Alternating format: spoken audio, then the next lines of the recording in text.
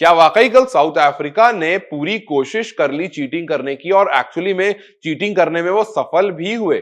मैं ये बात इसलिए कह रहा हूं क्योंकि जब जडेजा माकरम को आउट करने के बाद अगले ओवर में बॉलिंग करने आए, डेविड मिलर से कुछ 2 छक्के खा लिए। उसके बाद में जब डेविड मिलर का विकेट मिल जाता है तब उन्हें आउट नहीं दिया जाता।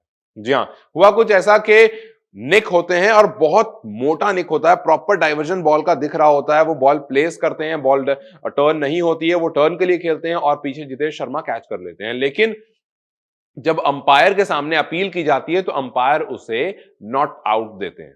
अब वहां पर बात आती है, आप ये कह रहे होंगे कि जब इतना क्लियर दिख रहा था, जब और बहुत कंफर्म थे कि विकेट कीपर कंफर्म था, बॉलर कंफर्म था, वहां पर जितने भी लोग थे सब कंफर्म थे कि ये आउट ही है, लेकिन अंपायर ने आउट नहीं दिया। अब यहां बात आती है कि यार आउट नहीं दिया तो आपके पास डीआरएस है।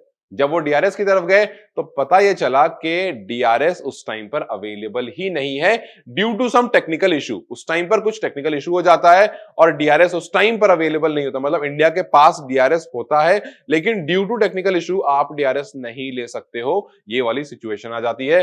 तो डेविड मिलर बच जाते हैं। तो ये ऐसी चीज हो गई जो उसके बारे में हर तरफ बात होने लगी कि ऐसा क्यों हो गया, और इंटरनेशनल मैच में बीच में अचानक से डीआरएस खराब हो जाना, ये क्या महज इत्तेफाक है या फिर साउथ अफ्रीका पूरे प्लान में थी जीतने के? अब खैर ये तो पहली चीज हुई जिस पर गलती है, मिस्टेक है, चीटिंग है, ये तो अब वहां खेल रहे खिलाड़ी और अंपायर और ऑफिशियल्स ही जाने। लेकिन ये एक ऐसी चीज थी जो फैंस को बिल्कुल भी पसंद नहीं आई। इसके अलावा 2 और ऐसी चीजें हुई जिस पर फैंस काफी निराश दिखे और उसमें एक था कप्तान का इंजर्ड हो जाना। जी, सूर्य कुमार यादव जो फिलहाल टी20 क्रिकेट को हर तरफ से रूल कर रहे हैं, डोमिनेट कर रहे हैं। कल एक सेंचुरी आती है उनकी, चौथी सेंचुरी है, सबसे तेज चौथी सेंचुरी आ गई है टी20 वर्ल्ड कप टी20 क्रिकेट में।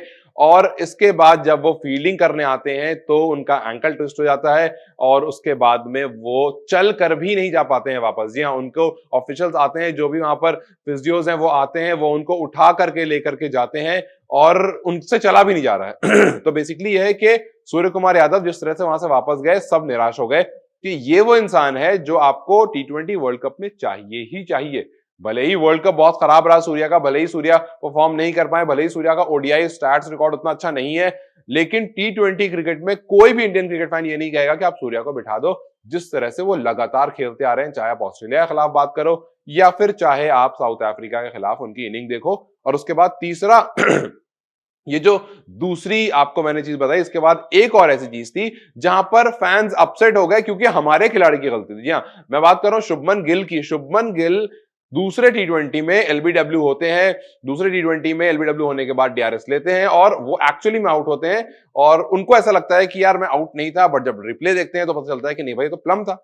अब जब तीसरा टी20 आता है, सेम चीज होती है, एलबीडब्ल्यू होते हैं, लेकिन इस बार वो आउट नहीं होते हैं और अंपायर उन्हें आउट दे देता है और वो डीआरएस नहीं लेते हैं क्योंकि उनको लगता है कि इस बार तो मैं पक्का आउट होऊंगा, क्योंकि पिछले टी20 में मैंने डीआरएस ले लिया था और मैं आउट था, तो यहां पर तो मैं रिस्क नहीं लूंगा। उन्होंने थोड़ा सा पॉज जरूर लिया, अपने ओपोनेंट की तरफ देखा, एक बार अपने रनर की तरफ देखा, फिर उन्होंने कहा कि नहीं जी, डीआरएस नहीं लेते हैं। तो ये एक गलती हो गई जिसकी वजह से द्रविड़ भी काफी नाराज दिखे कि यार आपको डीआरएस लेना था, जरूरी नहीं है कि पिछले मैच में गलती होगी तो इस मैच में भी गलती होगी। तो ये 3 ऐसे मोमेंट थे इस मैच के जहां पर इंडियन फैंस काफी निराश हुए, लेकिन अच्छी बात ये थी कि अंत भला तो सब भला, क्योंकि अंत अच्छा हुआ, क्योंकि मैच हम जीत गए, काफी अच्छे मार्जिन से जीते, सबसे बड़े मार्जिन साउथ अफ्रीका के खिलाफ जीत गए हम।